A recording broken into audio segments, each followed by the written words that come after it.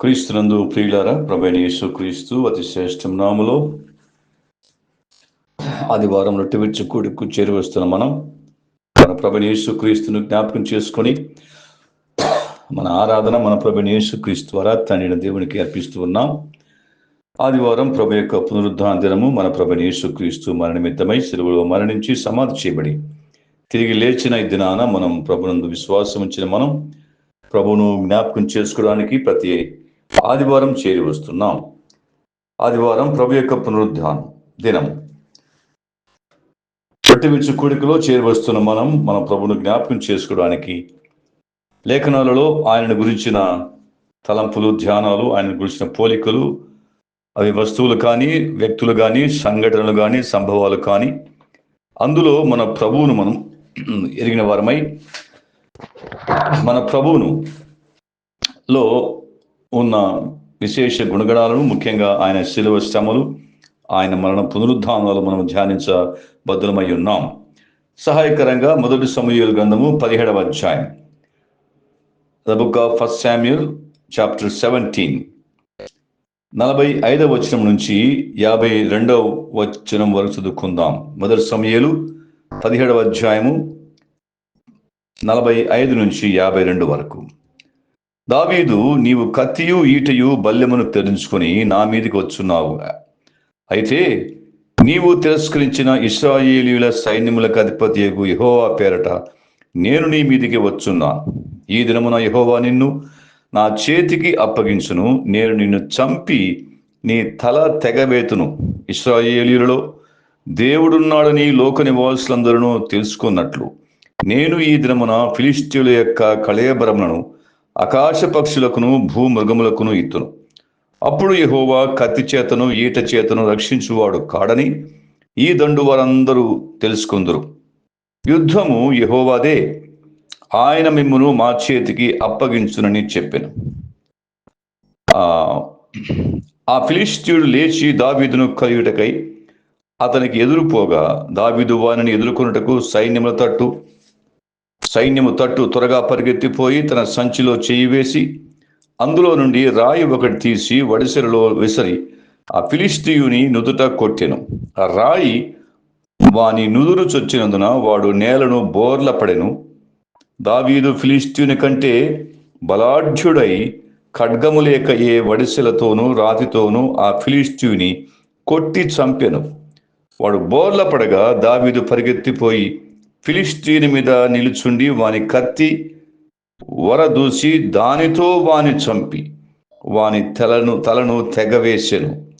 ఫిలిష్తీయులు తమ శూరుడు చచ్చుట చూచి పారిపోయి, అప్పుడు ఇశ్రాయేలు వారును యూదా వారును లేచి జయము జయమని అరచుచు లోయ వరకును షరాయిము ఎక్రోను వరకును ఫిలిష్తీయులను తరుమగా ఫిలిష్తీయులు హతులై షరాయిము ఎక్రోను మార్గమున గాతు ఎక్రోను అను పట్టణము వరకు కూలిరి. దావీదు గొల్యాతును సంహరించిన సందర్భం మనం చూస్తున్నాం. దావీదు యెష్షయి కుమారుడు, బెత్లెహేమీయుడు, ఎఫ్రాయితీయుడు అయిన యెష్షయిను వారి కుమారుడు అని 17:12 మనం చూస్తున్నాం. యెష్షయికి 8 కుమారులు ఉండురి అన్నాడు. అందులో దావీదు కడసారి వాడు. దావీదు గురించిన వర్ణన 16వ అధ్యాయంలో మనం చూస్తున్నాం. అతడు చమత్కారంగా వాయింపగలవాడు, బహుశూరుడు, యుద్ధశాలి, మాట నేర్పరి, రూపసి అయి ఉన్నాడు. అతనికి యెహోవా తోడుగా ఉన్నాడు అని ఆయన గురించి సాక్ష్యం ఇచ్చారు.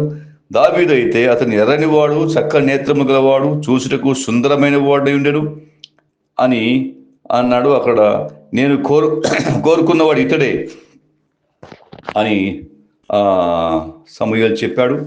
ఆ తర్వాత యెహోవా ఆత్మ దావీదు మీదకి బలముగా వచ్చెను అని చూస్తున్నాం. దావీదు గురించిన పరిచయ వాక్యాలు 16వ అధ్యాయంలోను 17వ అధ్యాయంలో మనం చూస్తున్నాం. ఫిలిష్తీయులు ఇశ్రాయేలు మీదకి దాడికి రాగా ఇశ్రాయేలులు ఏలా లోయలో వారు కూడుకున్నారు. ఏలా లోయలో వారు సైన్యము వారు మనతీరి ఉన్నారు.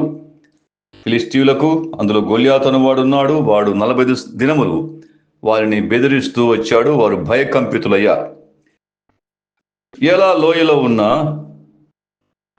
తన సహోదరులను క్షేమ సమాచారం చూచి రమ్మని దావీదును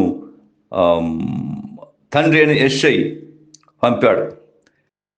16వ అధ్యాయంలో 17వ అధ్యాయంలో 15వ వచనంలో దావీదు బేత్లెహేములో తన తండ్రి గొర్రెల మేపుచు సౌలు నొద్దకు తిరిగి పోవచ్చు వచ్చుచూ ఉండెను.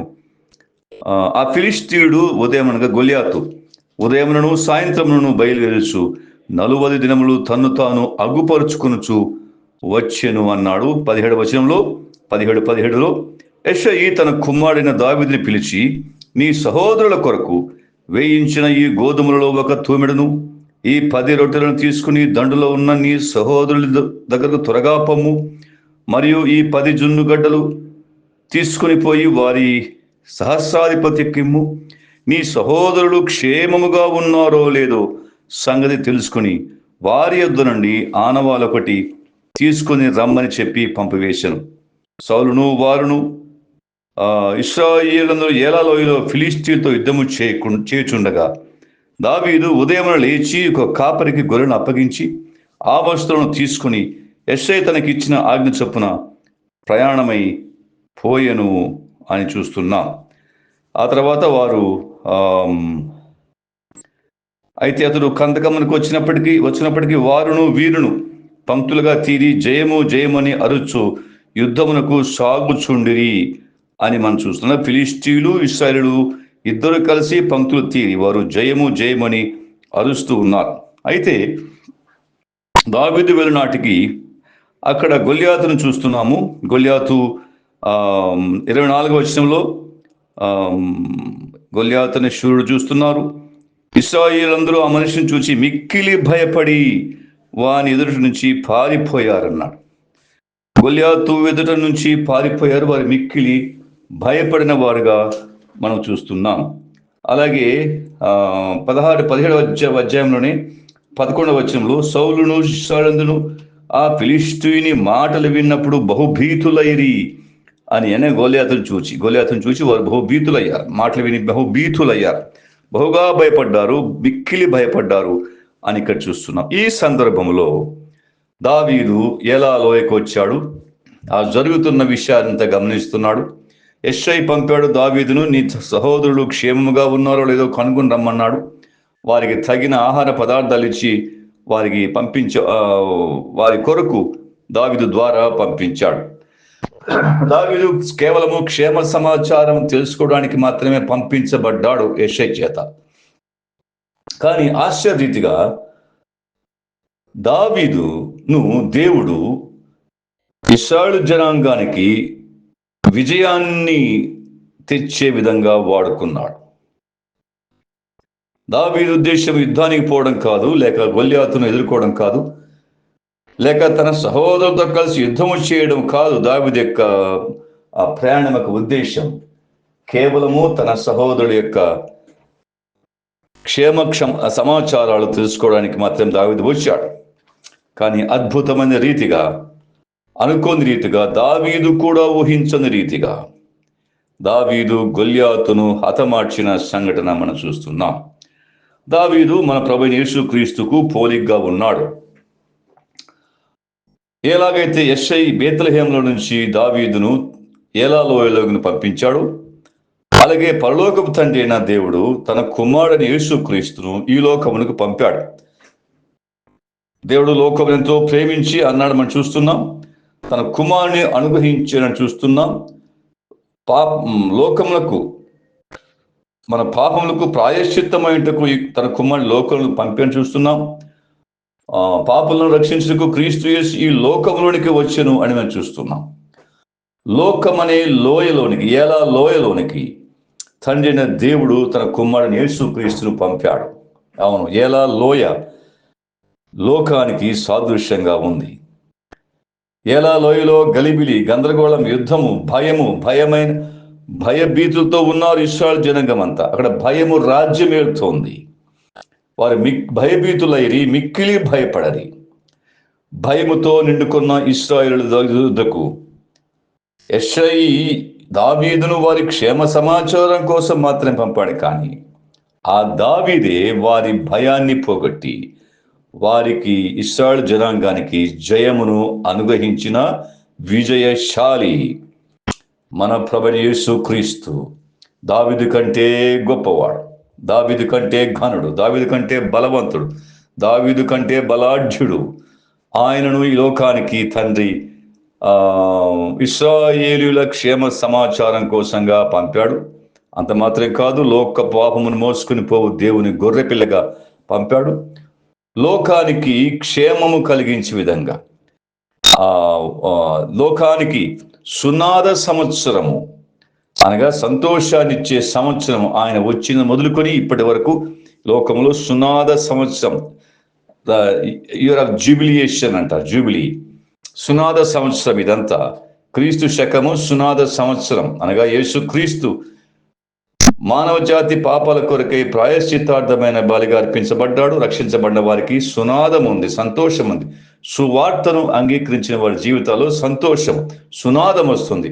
యేసుక్రీస్తు యొక్క రెండవ రాకడ వరకు ఇది కొనసాగుతుంది. ఆయన రాగానే ఈ సువార్త ఆగిపోతుంది. ఆ తర్వాత జరగబోయే సంఘటనలు కూడా ప్రతిదండన దినము జరగబోతోంది. దావీదు ఏలా లోయకి వచ్చాడు? ప్రభువైన యేసుక్రీస్తు లోకమనే లోయలోనికి వచ్చాడు. భయభీతులతో ఉన్న లోకమనే లోయలోనికి వచ్చాడు. వారందరూ భీతులయ్యిరి, బహుభీతులయ్యిరి. వారికి మరణ భయం పట్టుకుంది. గొల్యాతు ఓటమి భయం పట్టుకుంది. ఓటమి భయము, మరణ భయము చేత వారు నిండుకుని ఉండగా దావీదును దేవుడు దైవికంగా వారి మధ్యకు పంపించాడు. దావీదు ద్వారా వారికి జయం అనుగ్రహించాడు. వారికి ఉన్న భయభీతిని, మిక్కిలి భయాన్ని తొలగించాడు. దావీదు గొల్యాతును సంహరించుడు ద్వారా. దావీదు యెషయా ద్వారా పంపబడ్డాడు, అనగా తండ్రి అయిన యెషయా పేరట వచ్చినవాడు. కానీ మన ప్రభువైన యేసుక్రీస్తు యెహోవా పేరట వచ్చినవాడు. కీర్తన గ్రంథంలో 118వ కీర్తన, 118వ కీర్తనలో ఒక మాట మనం జ్ఞాపకం చేసుకుందాం. 118వ కీర్తనలో 26వ వచనం, 118:26, యెహోవా పేరట వచ్చువాడు ఆశీర్వాదమందును గాక, యెహోవా మందిరంలో నుండి మిమ్ము దీవించుచున్నాము అని కింద ఉత్సవ బలి పశువుని గురించి మాట్లాడుతున్నాడు. ఆ యెహోవా పేరట వచ్చువాడు ప్రభువైన యేసుక్రీస్తు. యెషయి ద్వారా ఆయన పంపించబడ్డాడు. ఇదే మాట దావీదు కూడా అన్నాడు. 17వ అధ్యాయం 1 సమూయేలు 17:45 దావీదేమన్నాడు? నీవు తిరస్కరించిన ఇశ్రాయేలు సైన్యములకు అధిపతియగు యెహోవా పేరట నేను నీ మీదికి వచ్చుచున్నాను అన్నాడు. యెహోవా పేరట వచ్చిన వాడు ప్రభువైన యేసుక్రీస్తు. దావీదు యెహోవా పేరట గొల్యాతు మీదకి యుద్ధానికి వెళ్ళాడు. ప్రభువైన యేసుక్రీస్తు యెహోవా పంపగా యెహోవా పేరట, తండ్రి పేరట ఈ లోకానికి వచ్చి సాతాను మీద యుద్ధము చేసి జరిగించిన వాడు. సాతానుతో ఆయన పోరాటం చేసినవాడు. అందుకే 47వ వచనంలో యుద్ధము యెహోవాదే అని మనం చూస్తున్నాం. యెహోవా పేరట వచ్చినవాడు, యెహోవా పేరట గొల్యాతు మీద యుద్ధానికి వచ్చినవాడు దావీదు. యెహోవా పేరట సాతానును జయించడానికి, ఓడించడానికి, సిలువలో వాడి యొక్క తల చితగొట్టడానికి వచ్చినవాడు ప్రభువైన యేసుక్రీస్తు. ఇక్కడ 17వ అధ్యాయం 50వ వచనంలో దావీదు ఫిలిష్తీయుని కంటే బలాఢ్యుడై ఖడ్గము లేకయే వడిసెలతోనూ రాతితోనూ ఆ ఫిలిష్తీయుని కొట్టి చంపెను. దావీదును ఫిలిష్తీయునితో గొల్యాతుతో పోలిస్తే ఏ పాటివాడు? దావీదు బాలుడు, ఎర్రనివాడు, రూపస్సి అయిన వాడు, అతడు తృణీకరించబడినవాడు అని 41వ కీర్తనలో చూస్తున్నాం. ఫిలిష్తీయుడు నువ్వు కర్ర తీసుకుని వస్తున్నావే అంటున్నాడు, సులకన చేస్తున్నాడు. నేనైతే దావీదు నీవు కత్తియు ఈటయు బల్లెమును ధరించుకుని నా మీదకి వస్తున్నావు. అయితే నీవు తిరస్కరించిన ఇశ్రాయేలీయుల సైన్యములకు అతిపెద్దకు యెహోవా పేరట నేను నీ మీదికి వస్తున్నాను అని అన్నాడు. గొల్యాతుకు కత్తి, అలాగే ఈటె, బల్లెము, 3 ఆయుధాలు ఉన్నాయి. కానీ దావీదు యెహోవా పేరట, త్రిత్వమై ఉన్న దేవుని పేరట, వాడి కత్తి, ఈటె, బల్లెము. దావీదైతే త్రిత్వమై ఉన్న దేవుని పేరట వస్తున్నాడు. త్రిత్వమై ఉన్న దేవుడు దావీదుకు తోడుగా ఉన్నాడు. యెహోవా పేరట వాని మీదకి, గొల్యాతు మీదకి దావీదు యుద్ధానికి వెళ్తున్నాడు. దావీదు చేసిన గురించి మాట్లాడుతూ ఫిలిష్తీయుని కంటే బలాఢ్యుడై అన్నాడు. ఫిలిష్తీయుని యొక్క ఎత్తు, వాడు ఎత్తది, చాలా ఎత్తైన వాడు. వాడి యొక్క ఎత్తు, బలము, వాడికున్న కవచము, ఆయుధ కవచము, వాడికి ఉన్నటువంటి దేహ దారుఢ్యము ముందు పోలిస్తే దావీదు ఎంతో బలహీనుడు, చిన్నవాడు. దావీదు ఎంతో తృణీకరించబడినవాడు. ఆయనను ఇక్కడ రాస్తున్నాడు ఆత్మ. దావీదు ఫిలిష్తీయుని కంటే బలాఢ్యుడై. ఎలా వచ్చింది బలము? యెహోవా నా బలమా. దావీదు కీర్తన చూస్తాం. సింహాన్ని, ఎలుగుబంటిని చంపినప్పుడు యెహోవా బలము. యెహోవా బలము ధరించిన వాడు ఆయన, మన ప్రభువైన యేసుక్రీస్తు. యెహోవా బలము, యెహోవా పేరట, యెహోవా బలముతో ఆయన ఈ లోకానికి వచ్చాడు. గొల్యాతు కంటే బలాఢ్యుడైన సాతానును శిలువ పైన ఆయన ఓడించాడు. ఆయన బలాఢ్యుడు. మన ప్రభువైన యేసుక్రీస్తు బలాఢ్యుడైన పరమ దావీదుగా ఉంటున్నాడు. మన పక్షముగా, ఇశ్రాయేలు పక్షముగా పోరాడి గెలిచిన దావీదు వలె మన పక్షముగా పోరాడి గెలిచినవాడు, సాతానును గెలిచినవాడు మన ప్రభువైన యేసుక్రీస్తు. ఆయన సాతాను కంటే బలాఢ్యుడు, వాని దూతల కంటే బలాఢ్యుడు, వాని యొక్క శక్తుల కంటే బలాఢ్యుడు, అంధకార శక్తుల కంటే ఆయన బలాఢ్యుడు, అధికారుల కంటే, ప్రధానుల కంటే ఆయన బలాఢ్యుడై మన కొరకు కలువరి శిలువ మీద ఆయన పోరాటము చేసినవాడు. ఆయన ఖడ్గము లేక దావీదు పోరాటం చేశాడు. మన ప్రభువైన యేసుక్రీస్తు కూడా ఖడ్గము లేక, ఏ ఆయుధము లేకుండా ఆయన అపవాదితో, సాతానుతో ఆ గొల్గొతా కొండ మీద మన కొరకై పోరాటము చేసినవాడు, యుద్ధము చేసినవాడు. ఆ యుద్ధము యెహోవాదే. గొల్గొతా కొండ మీద జరిగిన యుద్ధము, ఆయన పడిన శ్రమలు, ఆయన పడిన నిందలు, ఆయన పడిన గాయాలు, ఆయన పొందిన అవమానం, ఇవన్నీటిలో ప్రభువు పొందినప్పటికీ అది వాస్తవానికి అది జయము. కొలసి పత్రికలో మనం చూస్తున్నాం కదా, ఆయన ప్రధానులను 2:15, కొలసి 2:15 అధికారులను నిరాయుధులుగా చేసి అన్నాడు. వాడిని బాహాటముగా తెచ్చి వేడుకకు కనుపరిచాడు అన్నాడు. అక్కడ యుద్ధము జరిగింది. ఆ యుద్ధము యెహోవాదే. యెహోవా జరిగించిన యుద్ధం. సమస్త మానవ జాతి పక్షముగా సాతానుతో పోరాడేందుకు గాను తన కుమారుని పంపి ఆ యుద్ధము జరిగించిన వాడు యెహోవాయే. ఈ యుద్ధము యెహోవాయేది. అంత మాత్రమే కాదు, ఆ యుద్ధములో జయము కూడా యెహోవాదే. A battle, a war belongs to the Lord. ఆ యుద్ధము జరిగించిన వాడు, యుద్ధంలో జయం పొందించినవాడు దేవుడే. యేసుక్రీస్తు కలువరి శిలువ మీద, కొండ మీద మన కొరకై వీరోచితముగా పోరాడిన యుద్ధ వీరుడు, యోధుడు, యుద్ధశాలి మన ప్రభువైన యేసుక్రీస్తు. ఇశ్రాయేలు పక్షముగా పోరాటం చేసి ఖడ్గముల ఎక్కయి రాతితోనూ వడిసెలతోనూ ఆ ఫిలిష్తీయుని కొట్టి చంపినట్లుగా మన ప్రభువైన యేసుక్రీస్తు ఏ ఆయుధములు లేకుండా మౌనము అనే ఆయుధము, విధేయత అనే ఆయుధము, దేవుని చిత్తాన్ని నెరవేర్చవలెను ఆయుధము, సహనము, ఓర్పు అనే ఆయుధాలతో ఆనాడు అన్యాయపు తీర్పులో నిలబడినప్పుడు కానీ, సిలువలో మేకులతో కొట్టబడుతున్నప్పుడు కానీ, ఆయన అవమానిస్తున్నప్పుడు కానీ ఆయన ధరించిన ఆయుధాలు ఇవే. దావీదు ఏ విధంగా రాతితోనూ వడిసెలతోనూ జయించాడు, ప్రభువైన యేసుక్రీస్తు ఖడ్గములు ఎక్కయి నీవు యూదుల రాజువా అన్నప్పుడు నీవు అన్నట్టే అన్నాడు. వీరన్ని నేరలు మోపుతున్నారంటే మౌనముగా ఉన్నాడు. నీవేమీ చెప్పవా అనగానే ప్రత్యుత్తరం ఇవ్వలేదు. మౌనమనే ఆయుధముతో ప్రేమ అనే ఆయుధముతో, కరుణ అనే ఆయుధముతో, సహనము అనే ఆయుధముతో, ఓర్పు అనే ఆయుధముతో, ఓడ్చుకున్న ఆయన తలుచుకున్నాడు, ఓడ్చుకున్నాడు. అవన్నీ ఈ ఆయుధాలతో ఆయన కలువరి కొండ మీద సాతానుతో పోరాటం చేశాడు, వారిని జయించాడు.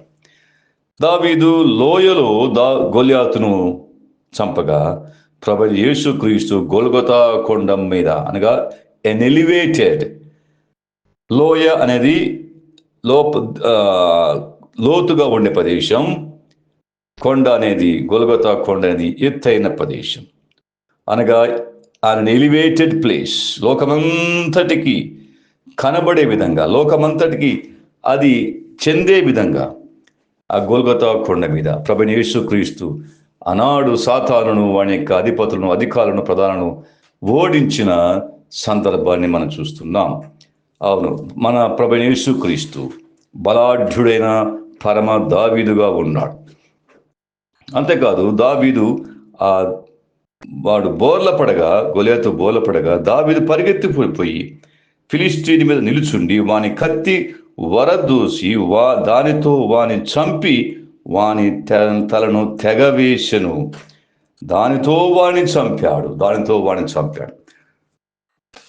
ఏ ఆయుధాలతోనైతే ఆనాటి అధికారులు, ప్రధానులు, పిలాతు, యూదులు, యూదా మత పెద్దలు ప్రభువైన యేసుక్రీస్తును చంపడానికి చంపారో అదే ఆయుధాలతో వారిని నిరాయుధులుగా చేశాడు, వారిని తల తెగ నరికాడు. మన ప్రభువైన యేసుక్రీస్తు కలువరి కొండ మీద చేసిన పని, సాతాను యొక్క, సర్పం యొక్క తల చితుక కొట్టాడు. సర్పానికి తలలో ప్రాణం ఉన్నట్టుగా సాతానుకు ప్రాణమైనటువంటి తలను ఆయన కలువరి కొండ మీద చితుక కొట్టాడు. ఆయన సమాధిని జయించి లేచాడు. మరణాన్ని ఆయన జయించి లేచాడు. హెబ్రీ పత్రిక 2వ అధ్యాయము 14-15లో మరణం యొక్క బలము గనవారిని, అనగా మరణం ద్వారా నశింపచేయుటకు జీవితకాలమంతయు మరణ భయము చేత దాస్యమునకు లోబడిన వారిని విడిపించుటకును ఆయన రక్తమాంసంలో పాలివాడయ్యాడు. ప్రజల పాపములకు పరిహారము కలుగు చేయుటకై ఆయన అని చూస్తున్నాము. ఆయన రక్తమాంసంలో పాలివాడయ్యాడని చూస్తున్నాం. యేసుక్రీస్తు ప్రభు మరణ భయము చేత ఉన్న మానవాళి కొరకై, ఆ మరణ భయాన్ని తొలగించడానికి రక్తమాంసంలో పాలివాడయ్యాడు. ఆయన సిలువ వేయబడాడు, విజయ వీరుడయ్యాడు. దావీదు లోయలోనికి వెళ్ళినప్పుడు వారందరిలో ఉన్న ఒకే ఒక సంగతి భయము. వారందరూ భయభీతులైరి మిక్కిలి భయపడేది. ఆ భయాన్ని తొలగించి వారికి జయమిచ్చిన వాడు దావీదు. మన ప్రభువైన యేసుక్రీస్తు సర్వమానవాళిని పట్టి పీడిస్తున్న మరణ భయాన్ని నుంచి విడిపించి ధైర్యం ఇచ్చిన వాడు ప్రభువైన యేసుక్రీస్తు. అందుగాను ఆయన రక్త మాంసములో మనవలే పాలివాడయ్యాడు. ఆయన అదృశ్య దేవుని స్వరూపి, అనంతుడుగా ఉన్నవాడు, ఆత్మరూపిగా ఉన్నవాడు. ఆయన మన కొరకై ఈ లోకానికి రక్తమాంసంలో పాలివాడయ్యాడు.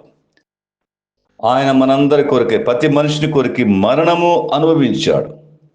ఆయన మన నిమిత్తమై శిలువలో గాయపరచబడ్డాడు, దెబ్బలు తిన్నాడు. మన శిక్ష మన కొరకై ఆయన భరించాడు. యేసుక్రీస్తు ప్రభు పోలికలో ఉన్న దావీదులు మనం చూస్తున్నాం. ఆ దావీదులో మనము ప్రభు యేసుక్రీస్తుని చూస్తున్నాం. బేత్లెహేం నుంచి ఏలాలోయకు వచ్చిన వాడు దావీదు.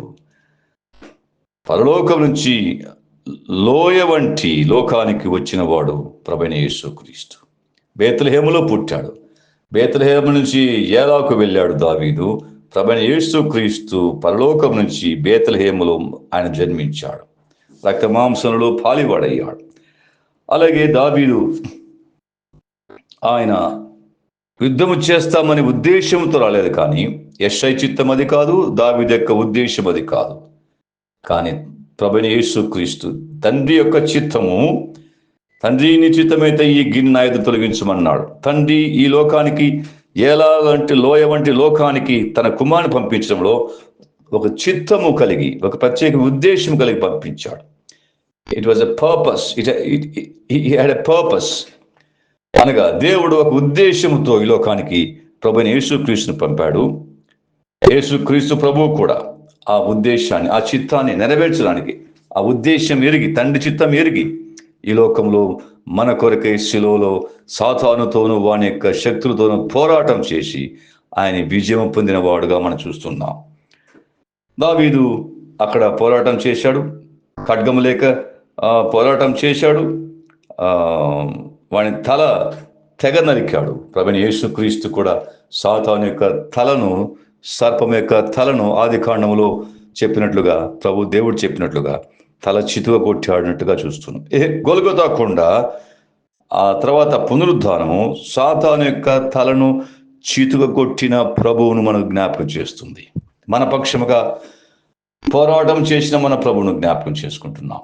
ఆ రొట్టె పాత్ర మనం పుచ్చుకుంటుండగా, చూస్తుండగా మరణ భయము చేత గొల్యాతును పోలిన సాతాను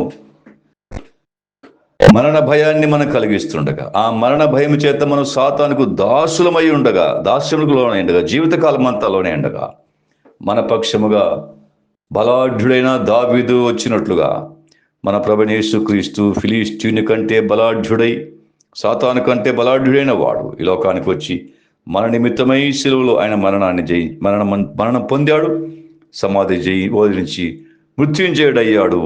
మనకు పాపం మీద, మరణం మీద మనకు జయమును అనుగ్రహించిన వాడు మన ప్రభువైన యేసుక్రీస్తు. ఇశ్రాయేలు జనాంగానికి ఆయన విజయాన్ని అర్పించిన వాడు, విజయాన్ని కలుగు చేసిన వాడు దావీదు. 17వ అధ్యాయము మొదటి సమూయేలు 52లో అప్పుడు ఇశ్రాయేలు వారును యూదా వారును లేచి జయము జయము అని అరచుచు అన్నాడు. జయము జయము అన్నారు. అంతకుముందు వారు భయము భయము అనేవారు. గొల్యాతు మాటలు విన్నప్పుడు 40 దినములు వారు భయము, వారి నోట భయము ఉంది. కానీ ఇప్పుడేమైంది? తారుమారైపోయింది. భయము కాస్త జయముగా మారిపోయింది. దావీదు వారికి జయాన్ని కలుగజేశాడు, జయాన్ని సంపాదించాడు. ప్రాణాలకు తెగించి గొల్యాతు వంటి బలాఢ్యునితో, గొల్యాతు వంటి శూరునితో, గొల్యాతు వంటి యుద్ధ శూరునితో తన ప్రాణాలకు తెగించి యెహోవా పేరట ఆ ధైర్యముతో వానిని ఎదుర్కొని వడిసెలతోనూ రాతితోనూ వాణ్ణి పడగొట్టి వాని కత్తితోనే వాని తల తెగ నరికాడు అని చూస్తున్నాం. అలాగే మన ప్రభువైన యేసుక్రీస్తు కూడా లోకమంతా మరణ భయము, మన యొక్క హృదయాల్లో భయము జీవితకాలం అంతా ఆవరించుండగా ఆ భయాన్ని తొలగించడానికి ఆయనే మన కొరకై మరణాన్ని తెగించి లోకానికి వచ్చాడు, అర్పించుకున్నాడు, త్యాగం చేశాడు తన యొక్క ప్రాణమును. తద్వారా ఆయన మనకు జయం అనుగ్రహించాడు. అందుకే మనం ప్రతి రొట్టె విరుచు కూడికలో ప్రభువైన యేసుక్రీస్తుకు జయము జయము అని కేకలు వేయాలి. సాతానును వాని దూతలను ఓడించిన వాడు, మరణ భయము చేత జీవితకాలం అంతా దాస్యముకు లోబడిన వారిని విడిపించిన వాడు, ఆయనకు జయము. రొట్టె విరుచు కూడికలో ఆయనకు జయము అని మనము కేకలు వేయాలి హృదయంలో, మనసు అంటే అంతరంగంలో. అంత మాత్రమే కాదు, ఇదే 18వ అధ్యాయంలో, మొదటి సమూయేలు 18వ అధ్యాయంలో 7వ వచనంలో లేక 6వ వచనం కూడా ఇశ్రాయేలు దావీదు ఫిలిష్తీయును హతము చేసి తిరిగి వచ్చినప్పుడు స్త్రీలు ఇశ్రాయేలీయుల ఊళ్ళన్నింటిలో నుండి తంబురలతోనూ సంభ్రమముతోనూ వాద్యములతోనూ పాడుచు నాట్యమాడుచు రాజైన సౌలును ఎదుర్కొన్నట్టుకై వచ్చిరి. ఆ స్త్రీలు గాన ప్రతిగానములు చేయుచు వాయించుచు సౌలు 1000 కొలదియు దావీదు 10,000 కొలదియు హతము చేసిరి అని వారు గానములు ప్రతిగానములు చేస్తున్నారు. ఇశ్రాయేలు దేశమంతా వారి యొక్క గాన ప్రతిగానాలతో మారుమూగిపోయింది. దావీదు ఇశ్రాయేలుకు చేసిన లేక ఇశ్రాయేలు కొరకు సంపాదించిన జయము ఎంత గొప్పది. వారు గొల్యాతును ఓడించలేకపోయి ఉంటే వారు జీవితకాలం అంతా ఫిలిష్తీయులకు దాసులుగా ఉండవలసి వచ్చేది. అటువంటి భయంకరమైన దాస్యత్వం నుంచి, ఆ మరణ భయము నుంచి వారికి జయమిచ్చిన వాడు దావీదు. అటువంటి దావీదునికి వారు గాన ప్రతిగానములు చేస్తున్నారు. జయము జయమని కేకలు వేస్తున్నారు. ఆ జయశాలికి, విజయ వీరునికి వారు గానం చేస్తున్నారు. అలాగే మన ప్రభువైన యేసుక్రీస్తు మన కొరకై సంపాదించిన ఆ యొక్క విజయాన్ని సాతానుతో పోరాటం చేసి మరణ భయము చేత మనం భయముతో జీవితకాలం అంతా జీవిస్తుండగా మనకు సాతాను ఓడించి మనకు మరణం మీద జయం అనుగ్రహించిన వాడికి మనము జయము జయము గాన ప్రతిగానములు రొట్టె విడుచు కూడికలో మనం చేయవలసిన పని అదే. ఆయనకు జయగీతం పాడాలి, విజయగీతములు పాడాలి, ఆయనకు గానము చేయాలి, ప్రతిగానము చేయాలి, ఆయన హెచ్చించాలి, ఆయనను ఘనపరచాలి, ఆయన నామాన్ని గొప్ప చేయాలి. ఆ ప్రకారమే తండ్రి అయిన దేవునికి మన ఆరాధన అర్పించాలి. యెషయా ఏ విధంగా దావీదును ఏలాలో పంపించి ఇశ్రాయేలులకు విజయం అనుగ్రహించాడో, అలాగే పరలోకపు తండ్రి కుమారుని పంపించి మన పక్షముగా సాతానుతో పోరాడి మనకు విజయం ఇచ్చాడు. యెషయాను వారు మెచ్చుకోవాలి. అలాగే దావీదును యేసుక్రీస్తును పంపిన తండ్రి అయిన దేవునికి మనము ఆరాధన చెల్లించాలి. అట్టి కృప ఆత్మ మనకు దయచేయును గాక.